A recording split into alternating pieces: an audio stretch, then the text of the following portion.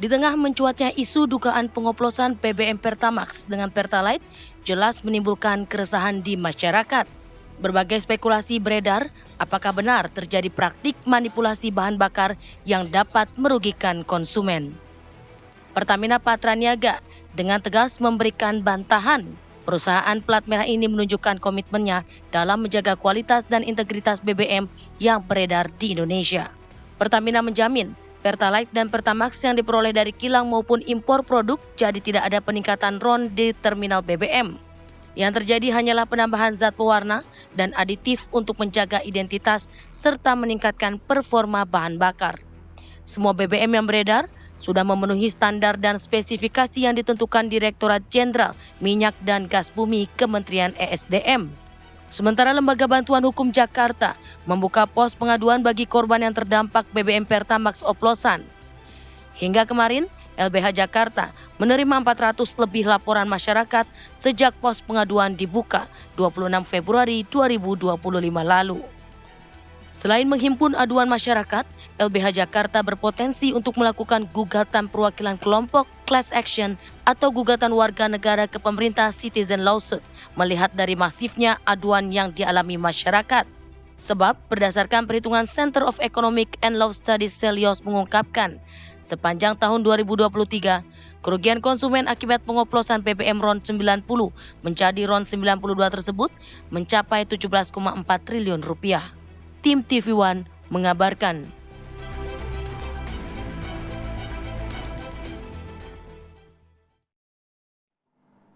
Kembali di Apa Kabar Indonesia Pagi, pemirsa. Tadi kita sudah menyimak bagaimana paket pengantar dialog kita pada pagi hari ini, di mana kemarin juga Komisi 12 DPR RI sudah melakukan sidak ya, Andi Kumala dan pemirsa SPBU, ya? Di sejumlah SPBU yang menyatakan bahwa hari ini tidak ada manipulasi bahan bakar minyak. Berarti RON-nya sesuai ya, dengan betul. spesifikasinya. Tapi yang menjadi pertanyaan bahwa kasus kemarin kan ini kan berlangsungnya di sepanjang tahun 2018 hingga 2023. Kemudian masyarakat Indonesia juga ini banyak yang memberikan respon negatif bahwa benarkah sepanjang tahun tersebut mereka membeli BBM Pertamax ini betul-betul mendapatkan RON 92. Iya, makanya juga kepercayaan masyarakat menjadi terkikis nih. Banyak yang beralih untuk membeli BBM di swasta. Langsung saja kami akan ajak Anda pemirsa untuk berdialog dengan sejumlah narasumber.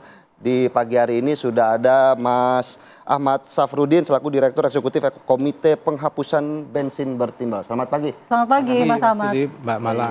Selain di studio juga kami sudah menghadirkan beberapa narasumber secara Zoom. Sudah ada Pak Fahmi Rahdi selaku pengamat ekonomi energi UGM. Selamat pagi Pak Fahmi. Selamat pagi Pak Fahmi. Pagi Philip dan Mala. Assalamualaikum. Baik, ada juga Bu Ratna Juwitasari, anggota Komisi 12 DPR RI fraksi PKB. Selamat pagi. Selamat pagi Bu Ratna. Selamat pagi, Assalamualaikum semuanya. Waalaikumsalam. Kita pertama mungkin ke Mas Ahmad. Betul, kita ke Mas Ahmad. Mas Ahmad. Ini kan menjadi gaduh, masyarakat menjadi beralih nih ke sebelah untuk membeli BBM karena ketidakpercayaannya. Nah, data yang diperoleh oleh Mas Ahmad sendiri selama ini seperti apa memang kualitas BBM di Pertamina yang sudah beredar di masyarakat? Mungkin di kasus tahun 2018-2023 ya? Iya, kalau kita pelajari dari data gitu ya, kami itu mulai mengambil data kualitas BBM itu dari tahun 2001 ya. Kemudian lompat tahun 2004 sampai sekarang, setiap tahun kita ambil sampling begitu. Nah, dari data yang kita peroleh, memang ada kota ya yang mereka memperoleh BBM sesuai dengan spek, terutama RON-nya gitu ya. Tetapi yang celaka ada juga kota yang dia nggak memperoleh RON sesuai spek tadi ya. Contohnya ya kalau konteks Pertamax, ada kota-kota tertentu yang mendapatkan Pertamax dengan RON hanya 91 gitu. Bahkan ada yang kurang, ada yang 91,7, ada yang 91,1. Itu kotanya berdasarkan apa, Mas? Nah, sebenarnya kan kita cek ya itu, kita ambil sampel, kemudian kita bawa ke laboratorium sehingga kita bisa memperoleh informasi atau data tentang kualitas tadi. Sebenarnya tidak hanya RON ya, tetapi juga ada kadar belerang, kadar PB, dan berbagai parameter yang kurang lebih ada 14 parameter gitu. Jadi hampir semuanya itu bervariasi.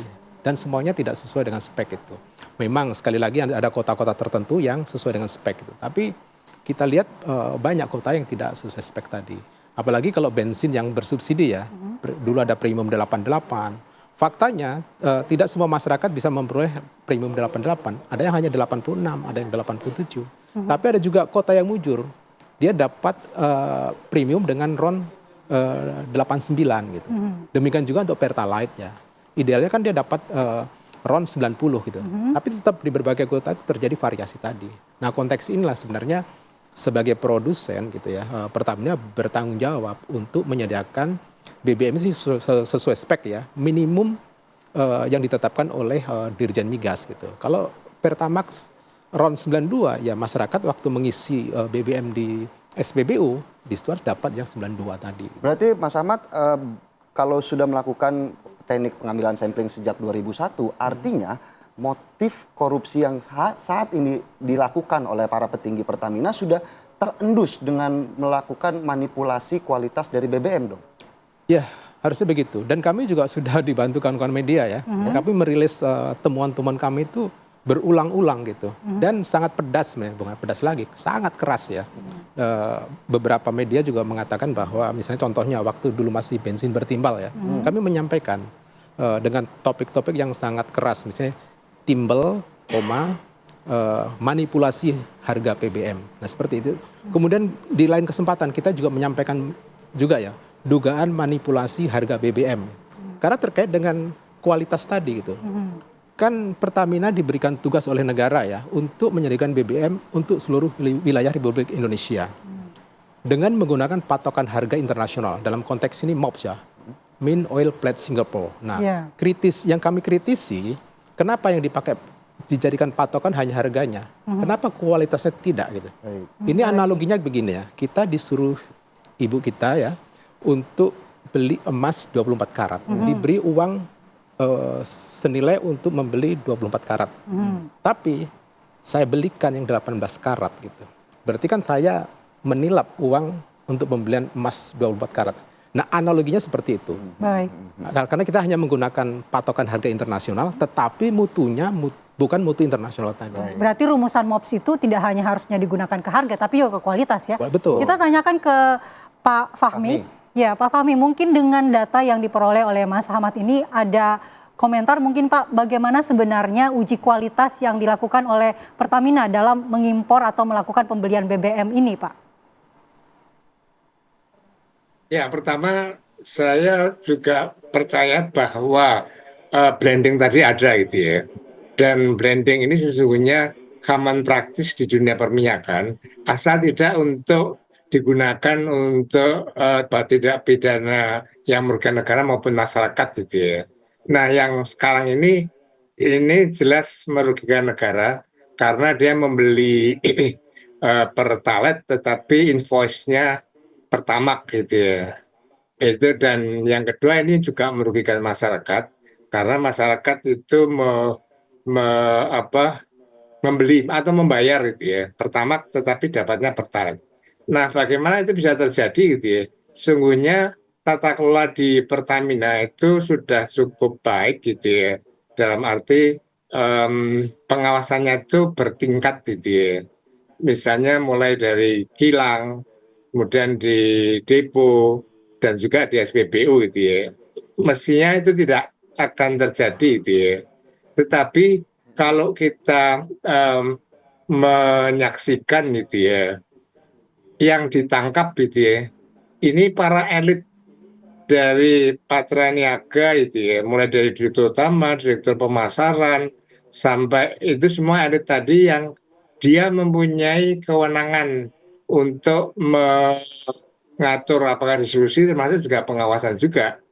Saya ingin mengatakan gitu ya, dengan kewenangan yang besar tadi, maka barangkali setelah BBM blending tadi beredar di SPBU, maka sebagai seorang dirut, asumsi saya dengan mudah untuk mencegah pengawasan tadi sehingga lolos begitu saja gitu ya. Berbeda kalau yang pelakunya itu pegawai tingkat bawah itu barangkali kesulitan gitu ya. Tapi seorang direktur utama dengan mudah mengatakan ini sudah sesuai dengan spek misalnya, sehingga tidak perlu dicek lagi, itu bisa akan terjadi. Nah, ini saya kira bentuk-bentuk manipulasi dan tindak pidana kesehatan yang saya meyakini ini sebagai kegiatan dari mafia migas gitu ya. Karena modus yang dilakukan saat ini sama dengan beberapa tahun yang lalu yang kebetulan saya pernah jadi anggota tim anti mafia migas gitu ya. Jadi mafia migas ini merupakan persekongkolan gitu ya antara elit pengambil keputusan di Pertamina, kemudian juga dengan swasta, dan seringkali juga di backup gitu ya oleh pejabat pemerintah gitu ya. Nah, sehingga dengan mudah dia melakukan itu gitu ya. Nah, pada saat di Petra itu juga melakukan blending gitu ya. Hanya blendingnya itu karena downgrade dari Pertamax ke premium, saat itu premium itu ya. Itu tidak merugikan rakyat, tetapi modus itu digunakan gitu ya, karena penetapan harga pokok produksinya sulit, maka kemudian dia dengan mudah memarkup, dan harga markup itulah kemudian yang dimintakan pada Pertamina atau pemerintah, sehingga di situ ada kerugian itu ya. Nah, kalau sekarang ini upgrade gitu ya, dari RON 90 di upgrade jadi RON 92, dan ini secara teknis akan menimbulkan masalah gitu ya. Pada saat itu didistribusikan, maka pasti akan menimbulkan keluhan masyarakat tadi, mesinnya rontok, tidak bisa gaspol dan lain sebagainya itu ya. Itu barangkali yang perlu disidik lebih lanjut gitu ya. Dan yang paling bahaya gitu ya, ini menimbulkan ketidakpercayaan masyarakat yang sangat meluas, dan ini beresiko gitu ya. Resiko yang pertama tadi konsumen akan pindah dari SPBU Pertamina ke asing. Nah, yang kedua ini yang lebih bahaya, konsumen nanti yang Pertamax, yang sudah pakai Pertamax, dia akan migrasi ke Pertalite. Konsumen akan berpikir, dari saya membeli seharga Pertamax tapi dapatnya Pertalite, ya mendingan saya beli Pertalite dengan harga yang Pertalite. Nah, kalau terjadi migrasi ini, maka dampak terhadap APBN itu cukup besar, karena membengkakkan cukup menyayangkan ya tadi dari BPN. Saya kira itu seperti itu, Mala dan Philip. Baik, tadi juga cukup menyayangkan bagaimana perpindahan konsumen dari Pertamina yang sudah runtuh kepercayaannya. Nah, kami juga akan menanyakan ke Bu Ratna sebenarnya bagaimana kemarin juga anggota dari Komisi 12 DPR RI juga sudah melakukan pengecekan langsung ke lapangan ya, dan tidak menemukan. Tapi kan yang kemudian menjadi concern bahwa sepanjang tahun 2018 hingga 2023 apakah kemudian konsumen benar-benar membeli Pertamax dengan kualitas RON 92 begitu, Bu Ratna? Dijawab sesaat lagi setelah Apa Kabar Indonesia Pagi kembali sesaat lagi.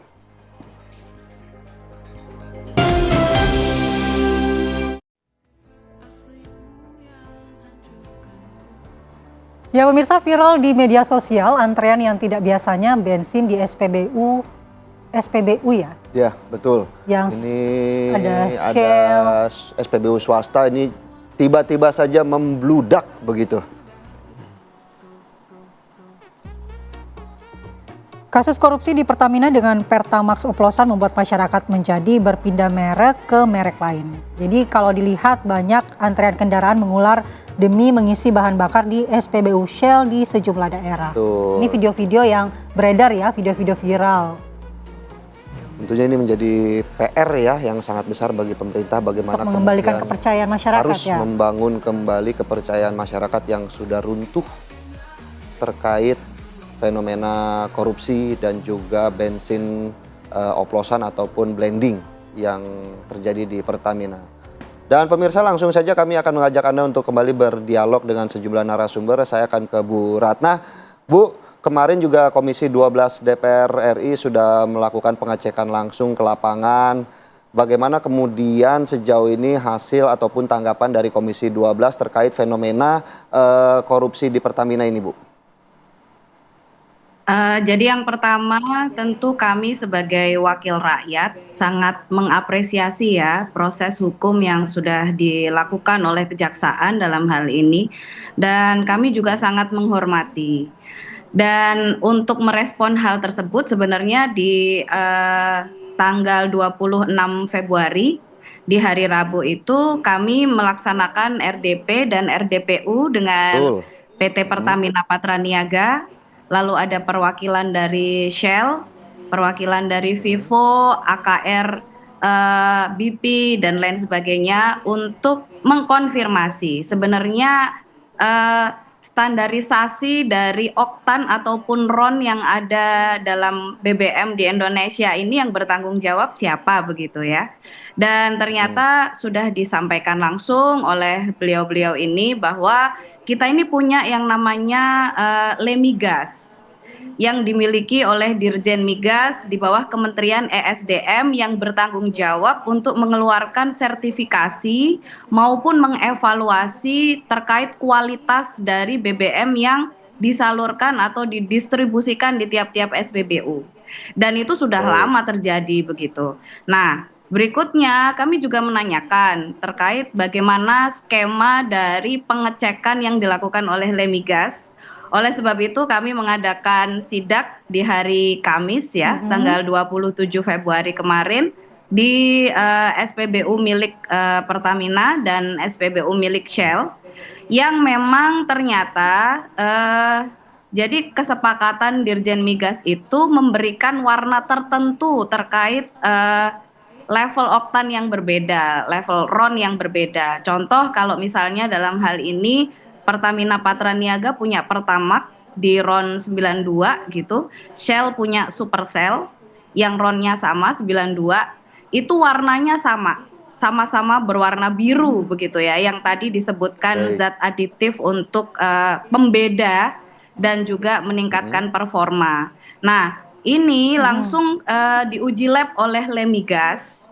Dan setelah hasilnya keluar akan diumumkan secara langsung oleh Menteri ESDM dalam hal ini yang bertanggung jawab ya, terkait bagaimana sebenarnya adakah perbedaan kualitas antara yang punyanya Pertamina Patraniaga ini dengan punya yang swasta. Tapi kami di Komisi 12 meyakini bahwa proses hukum biarlah berjalan gitu. Kita fokus aja di konspirasinya, korupsinya, proses markup-nya gitu. Yang penting adalah kita harus meluruskan narasi-narasi liar yang berkembang di masyarakat bahwa mereka selama ini dalam tanda petik dibohongi begitu kan. Mereka mendapatkan kualitas yang tidak sesuai dengan nilai keekonomian yang telah dibayarkan. Nah, itu yang harus kita luruskan. Oleh sebab itu kami sangat mengapresiasi banyak sekali civil society seperti Pak Ahmad dan kawan-kawan yang sudah mengawal begitu ya. Barangkali ada masyarakat yang memang merasa dirugikan selama ini dan memang memiliki bukti-bukti yang prudent begitu. Ya, ini harus dikawal dan diberikan ganti rugi kalau memang itu terjadi. Tapi sekali lagi saya memohon dalam hal ini kita juga harus menjaga kondusivitas dari ketersediaan pasokan yang ada di SPBU yang ada di Indonesia. Kita bayangkan ya, Mas Philip dan Mbak Mala, kalau kan yang dimiliki Pertamina itu ada 7.000 sekian SPBU di seluruh Indonesia gitu. Kalau sampai masyarakat ini tidak percaya lagi kepada Pertamina, lalu beralih ke SPBU swasta yang jumlahnya amat sangat sedikit, apalagi di daerah 3T ya, hampir-hampir tidak ada, maka akan terjadi kelangkaan yang itu juga menimbulkan kesulitan juga di masyarakat begitu. Jadi kami dari Komisi 12, utamanya dari fraksi Partai Kebangkitan Bangsa, kami mendukung terkait bersih-bersih yang dilakukan oleh Pak Presiden di semua institusi termasuk Pertamina. Cuman kita juga harus mengawal agar proses bersih-bersih ini tidak mengganggu aktivitas keseharian masyarakat yang ada di Republik ini. Baik. Tapi Bu Ratna, jika memang suasana batin masyarakat saat ini merasa dirugikan, merasa dibohongi, lalu apa yang harus dilakukan agar kepercayaan itu kembali? Apakah uji transparansi kualitas BBM-nya itu harus dilakukan secara terbuka atau seperti apa mekanismenya? Agar masyarakat kembali trust-nya begitu, Bu? Bahkan yang mungkin bisa dilakukan membuka data yang dimiliki oleh mungkin Dirjen Migas begitu ya sepanjang data tahun uji kualitasnya itu. Sepanjang tahun 2018 hingga 2023 untuk kemudian membangun kembali kepercayaan konsumen terutama masyarakat Indonesia, Bu Ratna. Saya setuju sih, saya setuju. Kami sepakat apapun yang hari ini bisa dilakukan oleh pemerintah, baik itu Kementerian ESDM dalam hal ini maupun Pertamina Patraniaga untuk bisa membangun lagi trust publik kepada Pertamina begitu ya. Itu harus dilakukan, termasuk transparansi terkait data yang dimiliki oleh Lemigas yang menjadi hasil dari random sampling mereka mulai dari tahun 2018 ke 2023. Kalau misalnya itu membuat publik kembali percaya bahwa apa yang diberikan oleh Pertamina itu sudah sesuai kualitasnya dengan spek yang dijanjikan, why not gitu. Itu harus dilakukan kalau menurut pemahaman kami. Ya. Baik Bu Ratna, kita kembali ke Mas Ahmad. Mas Ahmad, dari aduan-aduan yang diperoleh KPBB dari masyarakat ini, apakah benar-benar ini ada dampak dari kualitas BBM yang tidak sesuai, Mas? Ya ada. Karena berkali-kali Pertamina menyatakan bahwa dari segi kualitasnya itu sudah sesuai, blendingnya ini hanya zat aditif, zat pewarna, dan itu adalah common terjadi di BBM. Itu artinya kan baru klaim sepihak dari Pertamina ya, berdasarkan warna, speknya sudah sesuai. Tapi kan yang di SPBU kan belum tentu. Dari pemantauan yang kami lakukan seperti yang kita ceritakan di awal tadi ya, ternyata bervariasi kualitas BBM di seluruh Republik Indonesia ini sekalipun speknya sama gitu ya. Sekali lagi ada kota-kota yang masyarakat memperoleh spek yang di bawah standar, di bawah spek gitu. Tapi ada juga yang pas, ada juga yang lebih, nah seperti itu. Berarti bisa dibilang random dong ini, artinya untuk mendapatkan Pertamax ini kualitasnya random? Faktanya seperti itu, karena kan problemnya kan gini ya, kalau kita ulang lagi, kilang-kilang Pertamina itu hanya menghasilkan ya low octane mogas komponen ya, bensin beroktan rendah 68 gitu. Itu proporsinya besar, bisa 70-80%. Nah, 20-30% lagi itu high octane mogas komponen. Setelah di blending itu hanya mampu menghasilkan bensin dengan oktan 82-83. Jadi kalau dibikin Pertalite saja itu kurang ya, apalagi dibikin untuk Pertamax kurang. Nah, karena kurang, itulah diperkenankan untuk impor. Yang diimpor nggak boleh yang low octane, tapi yang high octane. High octane itu yang RON 92 ke atas gitu. Nah, problemnya kan ini sangat menggiurkan kan. Katakan yang ada di pasar internasional tersedianya yang low octane atau katakan yang bensin RON 90 dikirim ke Indonesia kemudian diklaim sebagai RON 92 kan kecurigaan kita di situ gitu. Jadi jangan sampai itu terjadi. Kalau itu terjadi akhirnya masyarakat tadi yang dirugikan. Nah, fakta bulan November yang lalu ya, masyarakat Cibinong, Bogor dan sekitarnya mengalami problem kan dengan kendaraannya. Itu bukan bukan terjadi saat itu saja, tapi kalau kita urut ya 2008 terjadi, 2010 terjadi, 2012 terjadi. Berarti beneran random dong ya? Betul. Khas kualitasnya. Baik. Nanti kita Saya juga lanjut masih ya. penasaran bagaimana kemudian data yang dimiliki dari Mas Ahmad sepanjang tahun 2018-2023, tapi sesaat lagi dibahasnya setelah Apa Kabar Indonesia Pagi kembali sesaat lagi. Kembali di Apa Kabar Indonesia Pagi melanjutkan dialog kita pada pagi hari ini. Saya langsung mau berbincang ke Pak Fahmi bagaimana kemudian selaku ex-Satgas mafia migas ini melakukan perbaikan di badan ataupun pengolahan bahan bakar minyak di Indonesia dan juga untuk mengembalikan kepercayaan masyarakat terhadap Pertamina begitu, Pak Fahmi. Nah, saya kira ada dua hal yang harus dilakukan. Yang pertama, perbaikan tata kelola ya, yang menurut saya ini sangat buruk. Dan kemudian yang kedua yang paling penting adalah menunjuk pengambil keputusan yang tidak hanya punya kapabilitas, tapi punya integritas gitu ya. Nah, kalau itu terjadi, maka tidak akan pernah terjadi seperti yang sekarang ini gitu ya. Nah, dan yang paling penting juga, sekarang ini ketidakpercayaan itu kan semakin meluas gitu ya. Saya juga agak heran tadi misalnya sepeda motor saja sudah antri di SPBU asing yang ini sangat jarang terjadi gitu ya. Ini suatu indikasi bahwa ketidakpercayaan tadi sudah meluas. Tadi kekhawatiran saya ini mereka pindah, dan kekhawatiran yang kedua itu adalah migrasi ke Pertalite yang kita akan membengkakkan gitu ya, APBN tadi, menimbulkan masalah baru lagi. Nah, bagaimana yang harus dilakukan? Tidak cukup dilakukan sidak, apalagi dengan anggota DPR yang tidak memahami secara teknis gitu ya. Maka yang harus dilakukan adalah adanya pengujian dengan menggunakan sampling yang representatif gitu ya. Kalau sidaknya itu hanya di 2-3 tempat, ya itu tidak representatif gitu ya. Nah, kemudian yang melakukan pengujian tadi itu juga di samping Lemigas itu perlu melibatkan pihak yang independen itu ya, apakah dari perguruan tinggi, dari ITB, dari UGM, saya kira mampu juga itu ya. Nah, kemudian melakukan pengujian dengan penetapan sampling yang secara metodologis itu memungkinkan tadi, tidak hanya 2 orang gitu, 2 SPBU ini nggak representatif. Nah, kalau kemudian sudah dilakukan dengan metode yang benar, hasilnya itu baru diumumkan. Oh, ternyata memang hasil branding tidak ada di SPBU gitu ya. Atau kalau terbukti minyak blending tadi ada SPBU, maka Pertamina harus konsekuen Ya, baik, gitu Pak Fahmi. dengan menarik. Kami sudah menangkap bagaimana penjelasan dari Pak Fahmi yang kemudian juga mengomentari ini masih kurang, pengambilan samplingnya masih kurang. Mungkin Bu Ratna ada tanggapannya, Bu, terakhir sedikit saja.